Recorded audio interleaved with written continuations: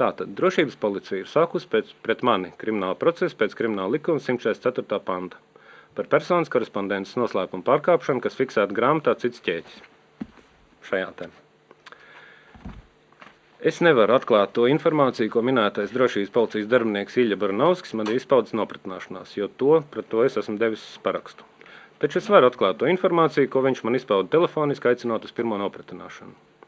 Tātad Ilja Baranovskis paziņoja, drošības policija versija ir tāda.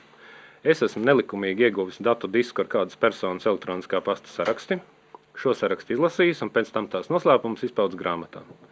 Pie šīs versijas drošības policija arī turēšoties un, ja es vēloties pierādīt ko citu, lai tik mēģinātu. Patiesībā jau pēc pirmajām 2 nopratināšanām iznākums bija pilnīgi skaidrs. Drošības policijas majors vienkārši velk laiku, lai pasūtītā uzdevumā krimināla procesa aizsargā iegūtu iespējami daudz ziņu par portālu, tā uzbūve, organizatorisko struktūru, autoriem un tam līdzīgi. Tātad šī ir grāmata cits ķēķis zem likumīgā jumta. Šo grāmatu ir izdevusi man piedarošā manas vadītās sieva Baltika Screen, un līdz ar to es uzņemos pilnu atbildību par šo grāmatu. Šajā grāmatā, cita starpā, ir publicēti fragmenti no apjomīga iesnieguma, ko 2010. gada 9. martā rakstījis Latvijas iedzīvotājs Boris Rjazanskis.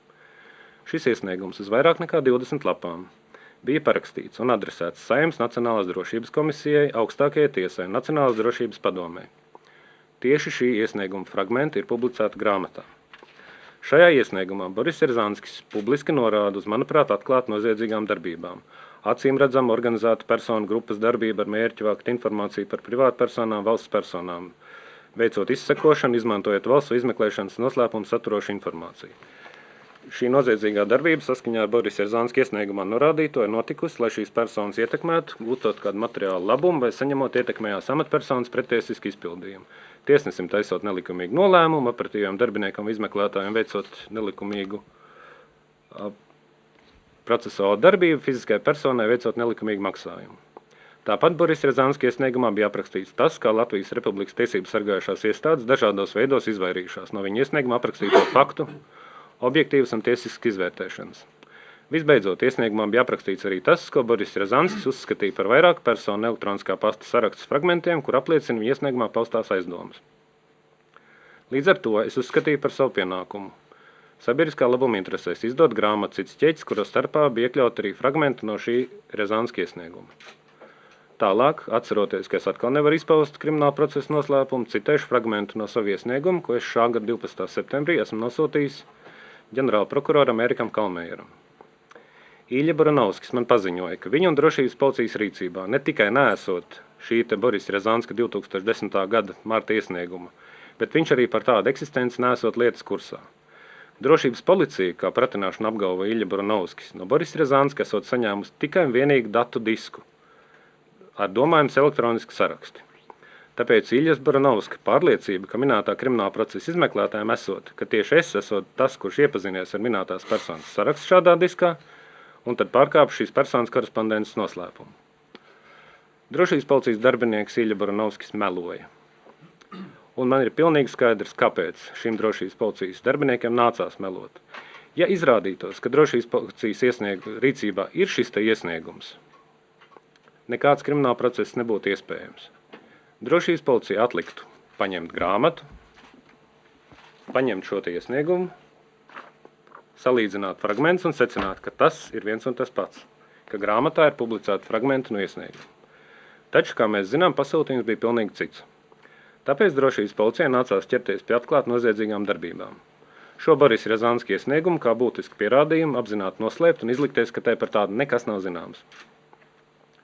Es varu pierādīt to, ka drošības policija šo iesniegumu noslēpa apzināti, jo tās rīcībā šis iesniegums ir bijis jau vairāk nekā 3 gadus.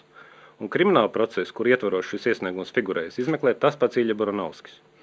Šis iesniegums ir ne tikai parakstīts, bet arī oficiāli reģistrēts, kā saņemts gan valsts prezidenta kancelējā, gan augstākajā tiesā, gan Saeimas kancelējā.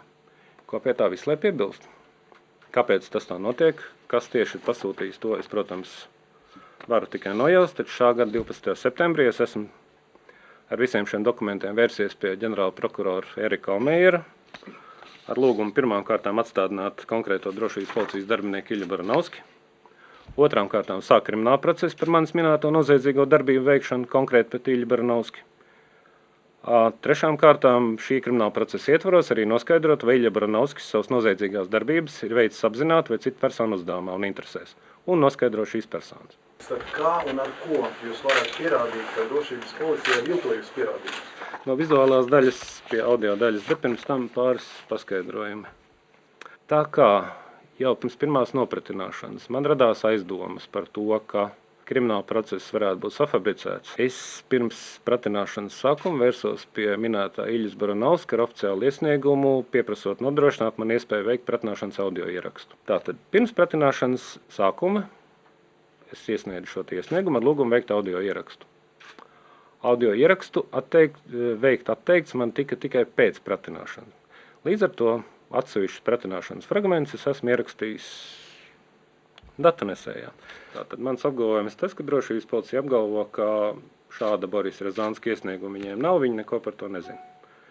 Šeit ir saruna ar konkrēto drošības policijas darbinieku Ilju Baranovski.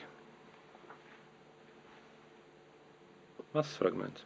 Jā, bet iesniegumā nav šie attiecīgi, šī čepartojas vairs minēts. Kā tā ne? Nav. Ir. Jākops un Rizanskis nosūtīts visu sagatavošanu iestādēm tikai un vienīgi ir disku bez sarunāšanām, pēc saruna bez nekā. Iesniegums ar savu lūgumu izvērtēt un pielikumu disku. Un te vēl otrs. Es nesaprotu patiesībā, kā tas ir iespējams, ņemot vērā, ka jums ir tajā pašā 2010. gadā tas iesniegums ar visu disku nosūtīts no Nacionālās drošības padomes. Jā. Tad, kur jūs to iesniegumu pazaudējāt uz to laiku? Nē, iesniegums kā tāds, tās iesniegums nav bijis. Nav tā, ka visas policijas tiesību sargāšanas tā tālāk struktūras ir caurēji mafija un tā. Tas arī nav vajadzīgs. Ir katrā šajā struktūrā pieteikti ar dažiem cilvēkiem, kuri balstoties uz savstarpējiem ilgtermiņa pietiekami ienesīgiem, sautīgiem kontaktiem ir izveidojuši to, ko nevar nosaukt citādāk kā par organizētu bandu. Cilvēki, tā skaitā lielajā politikā, gluži loģiski domā uz priekšu. Šī priekšvēlēšana gadā ir bezgalīgi laba un noderīga lieta no vairākiem aspektiem. Pirmais, tas ir konkrēti uz mani, kur ir aprēķins ļoti mierīgi varētu būt turēt īsā pavadiņā. Šādu kriminālu procesu var turēt atvērtu gadiem. Uzvedīsies labi, aiztaisīsim. Neuzvedīsies. Bet tai pašā laikā tas signāls, es domāju, ir vērsts vairāk uz medijiem kopā, jo tas viss, kas izriet no šīs lietas, pirmām kārtām ir tas, ka, ja vajadzēs kaut ko safabricēt, safabricēsim, kaut ko noslēpsim, kaut ko piemelosim klāt, pēc gada varbūt attaisnosies un tā tālāk. Otrā lieta, tas patiesībā, ja mēs pieņemam, ka tagad drošības policija pēkšņi attapsies, tak mums tas iesniegums visu laiku bija, mēs viņu mums te kaut kur grīdas spraugā iekritis, bija reku izvilkām, sastādījām aktu, mums viņš ir.